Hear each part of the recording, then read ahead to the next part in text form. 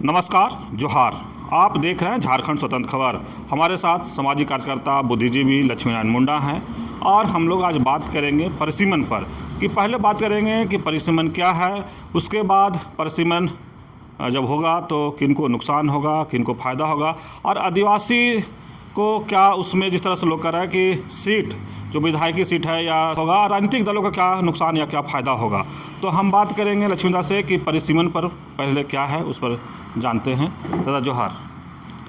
आपके भी तमाम दर्शकों को मेरे से जोहार है। अब परिसीमन लोग चर्चा भी कर रहे हैं, परिसीमन क्या है? देश में लोकसभा और विधानसभा का चुनाव जो होता है उसके लिए क्षेत्र का दायरा सीमांकन किया जाता है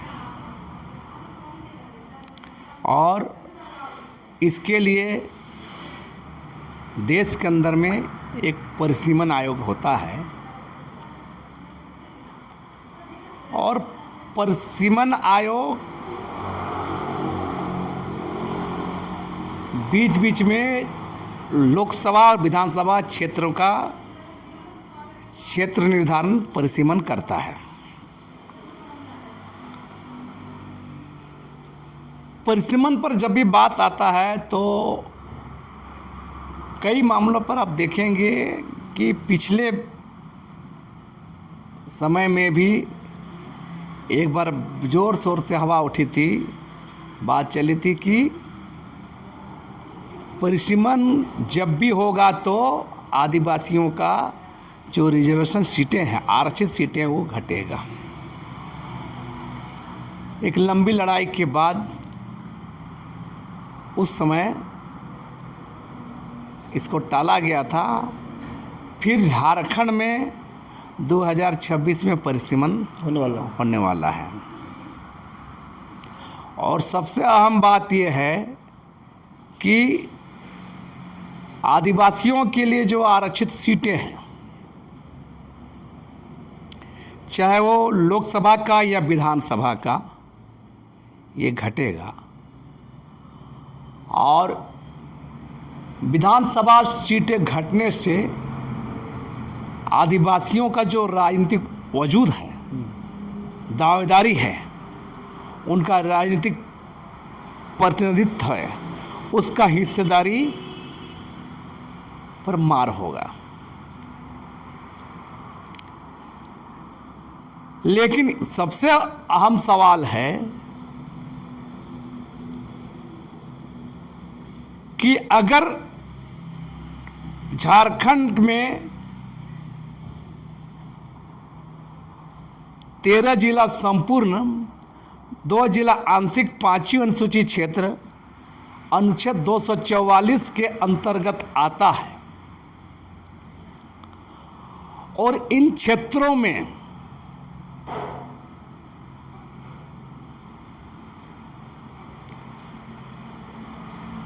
परिसीमन के कारण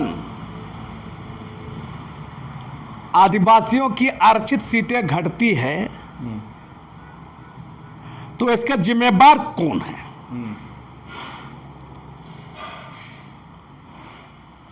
तो मेरा साफ साफ कहना है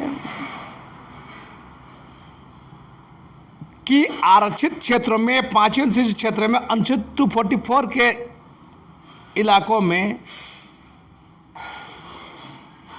चाहे परिसीमन होना और परिसीमन के बहाने आबादी का दिखा करके, आदिवासियों की आबादी कमी दिखा करके सीटें घटाना, इस कटघरे में राज्य के अब तक के तमाम राज्यपाल भी हैं, राष्ट्रपति भी है, केंद्र सरकार भी है, राज्य सरकारें भी हैं। जब 5वीं अनुसूची इलाका चिन्हित किया गया है, आर्टिकल 244 लागू है, तो ये बाहरी आबादी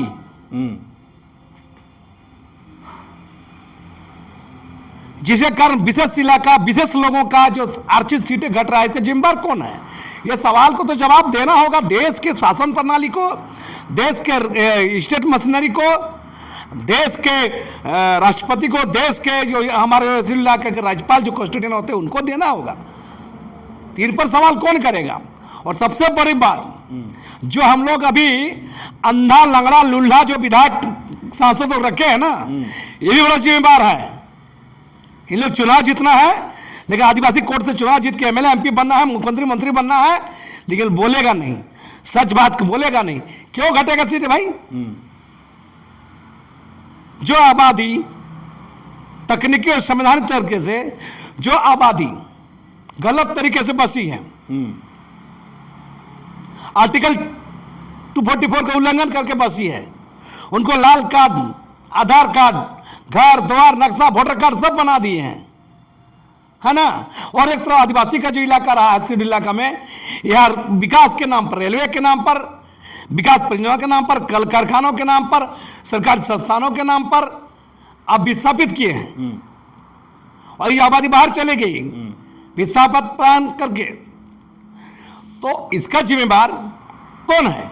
आदिवासियों के इलाके का तो धरामार कर दिए हैं आप।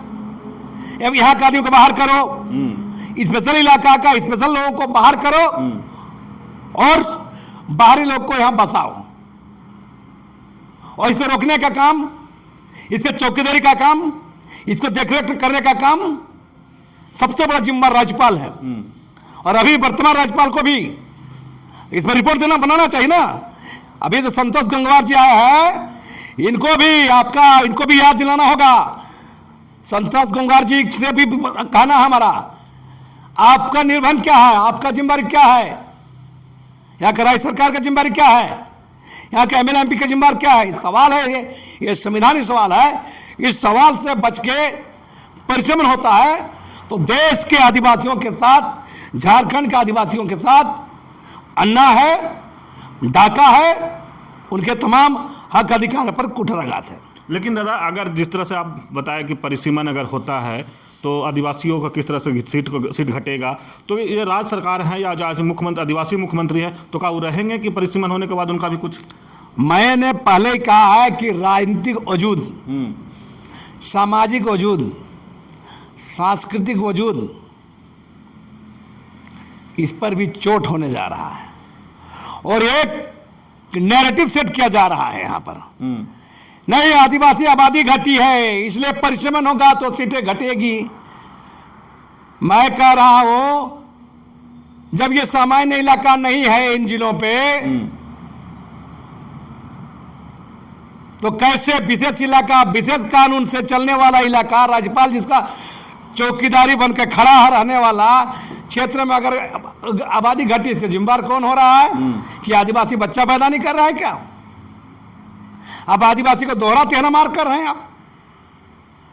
तो मेरा कहना है कि इस पर जवाब देना पड़ेगा और ये मेरा सवाल नहीं है। आने वाले कल में झारखंड के समस्त आदिवासियों का सवाल होगा कि शेड्यूल इलाका में 5वीं क्षेत्र में आर्टिकल 244 इलाका में बड़े पैमाने पर बाहरी आबादी बसने के कारण, बड़े पैमाने पर झारखंडी और पिछड़ के आदिवासियों की आबादी बाहर जाने के कारण, बड़े पैमाने पर विकास योजनाओं के कारण जो यहाँ का आबादी माइग्रेट कर गई, बाहरी आबादी यहाँ आ गई, और इसका खमियाजा मैंने कौन भुगतेगा? जिसको जिम्मेदारी निर्वहन करना वो नहीं किया, तो उसका भी जवाब देना होगा। मैं बार बार कह रहा हूँ, झारखंड के राज्यपाल को ही नहीं, झारखंड के सरकार को, केंद्र सरकार को, राष्ट्रपति को और तमाम जो मैंने मुंह में गोबर ठूस के जो एमपी एमएलए लोग हैं, है ना, बड़ा बड़ा शेर बनते हैं, कोई टाइगर बनता है, तो ये तमाम जो एमएलए एमपी लोग को भी जवाब देना चाहिए। ये नेटिव सेट कौन कर रहे हैं? एक माहौल बनाया जा रहा है एंटी आदिवासी सेट। कैसे किया जा रहा है कि देखिए, बार बार बोला जा रहा है कि नहीं आबादी घटेगी, है ना। कुछ लोग, बहुत लोग लिखते हैं कि नहीं, बोलते हैं कि नहीं आबादी घटी है, सीट घटेगा। सुप्रीम कोर्ट के मामला तो गया था, क्या पहले शेड्यूल इलाका था, विशेष इलाका था, तो विशेष इलाका में गलत तरीके से लोग एंट्री किए हैं, इसका जिम्मेदार कौन? सुप्रीम कोर्ट तो बोला चाहे आबादी 10 हो या कम हो, उससे मतलब नहीं है, शेड्यूल इलाका है। तो फिर परिश्रम आयोग कहाँ से तलवार लेके आएगा? तो सुप्रीम कोर्ट के फैसला को भी देखना चाहिए। तो ये आबादी के रूप में आप इसे बात नहीं कर सकते हैं। RS सीटें घटेगी तो झारखंड में आग लगेगा। लेकिन दादा जिस तरह से परिसीमन की बात कर रहे हैं कि सीट बढ़ेगा तो किस एरिया का, जैसे आप चाईबासा खुट्टी के जो एरिया है आदिवासी सीट है उधर भी तो लोग बढ़ेंगे तो जनरल उधर भी बढ़ हो जाएगा कोई सीट। आप बता रहे हैं, हम सवाल करेंगे तो बोले ना को, हम बोलेंगे तो बोलेगा कि बोलता है। तो पाचन सचिव इलाका में रांची लोकसभा कैसे बन गया? हाँ ये भी एक सवाल है। जमशेदपुर लोकसभा कैसे बन गया? हाँ ये आपको हम बता रहे हैं ना आपका बता रहे ये सब सीट जो इस शेड्यूल इलाका सीट में कैसे आप मैंने घुस गया, इसका जवाब भी देना होगा ना। एक समय रांची भी तो हाँ था RS सीट था। हाँ तब मैं कह रहा शेड्यूल इलाका का क्षेत्र है, या कैसे आप गैर आदिवासी को घुसा दिए। और जब निर्धारण हो रहा था तो सवाई का आदिवासी बहुल इलाका रहा है। आप विकास परियोजना के नाम पर, रेलवे परियोजना के नाम पर, कल कारखाना के नाम पर, सरकारी संस्थानों के नाम पर इलाका में बाहरी आबादी थोप दीजिएगा अवैध रूप से, है ना। तमाम नियम कानून संविधान को धत्ता बता करके, और आज वही लोग बोले कि हम वोटर हैं, यह आबादी घटी है, तो ये नहीं चलेगा। अगर देश संविधान में चलना है, कानून से चलना है, तो इसका जवाब भी देश की मशीनरी को, राज मशीनरी को देना होगा। लेकिन दादा आप आदिवासी अगुवा हैं और एक बुद्धिजीवी भी हैं, परिसीमन अगर 2026 में आता है तो आपका क्या उस पर ये होगा? हम लोग तैयारी कर रहे हैं, जनता के बीच जा रहे हैं, बता रहे हैं कि खेल कहाँ है, झोल कहाँ है। और ये गोबर साहब विधायक लोग मुख्यमंत्री मंत्री बने हुए हैं, 29 को विधायक है आदिवासी का। ये लोग क्या कर रहे हैं? कल माल मलाई खाने के लिए हैं, हाँ, लाल बत्ती पाने के लिए हैं। एक से झारखंड का युवराज बोलता है, हेमंत सोरेन बोलता है झारखंड का शेर है। कौन सी शेर है? झारखंड झुकेगा नहीं, झुक के सिर कट रहा है, आप चुपचाप हैं, पैसा लागू नहीं कर पा रहे हैं। कल संविधान बचाने की बात करता था इन लोग, कल अबोर राज की बात करता है। सबको कटघरे में खड़ा करेंगे यहाँ का लोग, और बता रही है बड़ा आंदोलन चलेगा।